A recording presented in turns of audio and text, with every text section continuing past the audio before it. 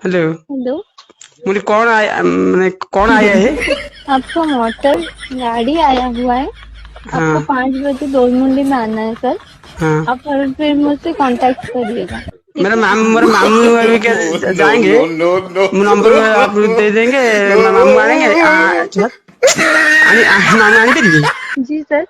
मैं कहली मेरा नंबर मामू के पास भेज देंगे, आपका नंबर मामू के जी। साथ बातचीत करके मामू आने करिए। मामा कैसे ला सकते हैं सर? आपका तो नंबर है ना, तो आपको ही मिलेगा। मामा कैसे ले सकते हैं? मैं जाएंगे। मैंने जाना है। मुझे जीबे पड़ियो, मैं तो जीबे पड़ियो। जी सर, आपको ही आना पड़ेगा। कौन आई तो कौन नहीं। मिछ बता कले आप झूठ झूठ बात करेंगे। हम ऑटो खर्च कर जाएंगे, पुणी आप फेरी के आएंगे। ठीक है सर, आपको 5 बजे दोरमुंडी आना है। आपकी मर्जी, आप आ सकती हो या नहीं वो मुझे नहीं पता। बस मेरा काम था आपको हाँ ये हाँ, कर मु देना। मु बुटी के मामू संगे बातचीत करके तब फोन संगे कॉल